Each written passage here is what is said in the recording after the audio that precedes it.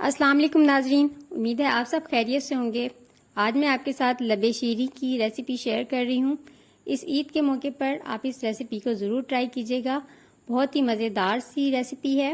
ये ना सिर्फ मज़ेदार है बल्कि बहुत ही हेल्दी और बेनिफिशियल रेसिपी है। रेसिपी को स्टार्ट करने से पहले आपसे रिक्वेस्ट है कि अगर आप चैनल पर नए हैं तो चैनल को सब्सक्राइब कर लीजिए। रेसिपी को स्टार्ट करते हैं। मैंने ले लिया है 1 लीटर दूध। इसके अंदर डालेंगे तकरीबन हाफ कप के बराबर शुगर। अगर आपको शुगर ज़्यादा पसंद है तो आप थोड़ा सा ज़्यादा भी इसके अंदर ऐड कर सकते हैं, जैसे कि 3/4 कप। इसके बाद 3 टेबलस्पून एक कस्टर्ड पाउडर ले लेंगे। उसके अंदर थोड़ा सा मिल्क शामिल करके उसको मिक्स कर लेंगे। यहाँ पे मैंने स्ट्रॉबेरी फ्लेवर को यूज़ किया है। इसको हम उबलते हुए दूध के अंदर शामिल कर देंगे। इसको थोड़ा थोड़ा करके शामिल करना है ताकि जितनी हमें थिकनेस रिक्वायर्ड हो उसके मुताबिक ही हम इसको शामिल कर सकें। ये देखें, दूध हमारा थिक हो चुका है। अब हम इस फ्लेम को बंद कर देते हैं और इसको ठंडा होने के लिए छोड़ देते हैं। एक अलग पैन के अंदर हम 2 कप पानी ले लेंगे।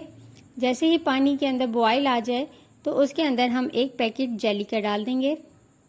इसको अच्छी तरह से मिक्स करेंगे। जैसे ही मिक्स हो जाए तो एक कंटेनर के अंदर इसको शामिल कर देंगे और इसको ठंडा होने देंगे ताकि ये हार्ड हो जाए।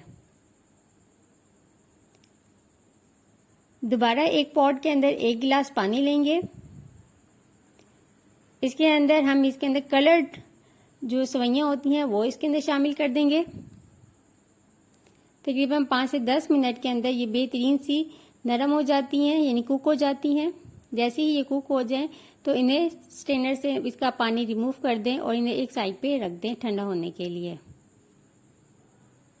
यहाँ पे देखें, जो हमने दूध रेडी किया था कस्टर्ड वाला वो ठंडा हो चुका है और ये बहुत ज़्यादा थिक भी नहीं हुआ। अब एक विस्क की मदद से इसको अच्छी तरह से मिक्स कर लेंगे ताकि जो इसके अंदर गुठलियाँ वगैरह हैं वो ख़त्म हो जाएं।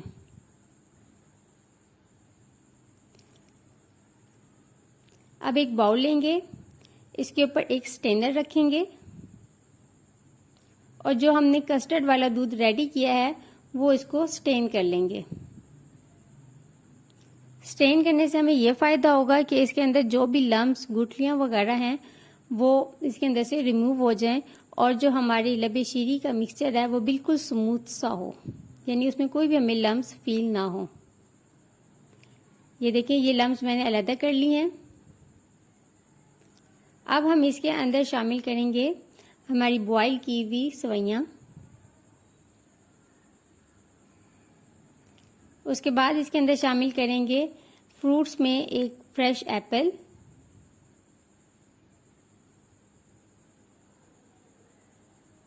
तकरीबन 2 बनानास इसके अंदर शामिल किए हैं। कुछ डेट्स शामिल की हैं। आलमंड्स को स्लाइस करके शामिल करेंगे, यानी कि बादाम। थोड़े से अखरोट शामिल करेंगे।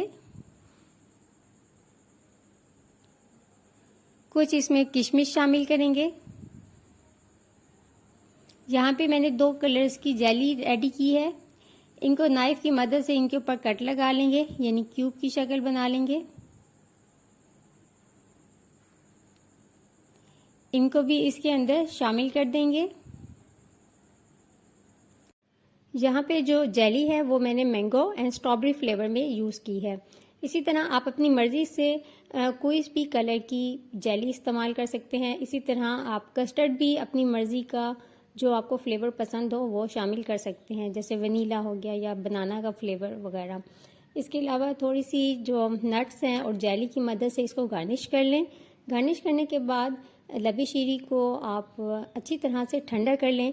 कम से कम 3 से 4 घंटे लाजमी इसको फ्रिज में रखें ताकि ये अच्छा सा चिल हो जाए, क्योंकि चिल होके ये ज़्यादा मज़ेदार लगता है। इस ईद पे इस रेसिपी को ज़रूर ट्राई कीजिएगा और बहुत ही हेल्दी रेसिपी है और डिलीशियस रेसिपी है, और ख़ास तौर पे बहुत ही हेल्दी रेसिपी इस तरह से कि इसके अंदर नट्स हैं, फ्रूट्स हैं और बच्चों के लिए बहुत ही अट्रैक्शन पैदा होगी अगर आप इसके अंदर जेली से इसको अच्छी तरह से डेकोरेट करेंगे। अपने दोस्तों और फैमिली फ्रेंड्स के साथ ज़रूर इस रेसिपी को शेयर कीजिएगा और मेरे चैनल को सपोर्ट कीजिएगा थैंक्स फॉर वॉचिंग। अल्लाह हाफिज़।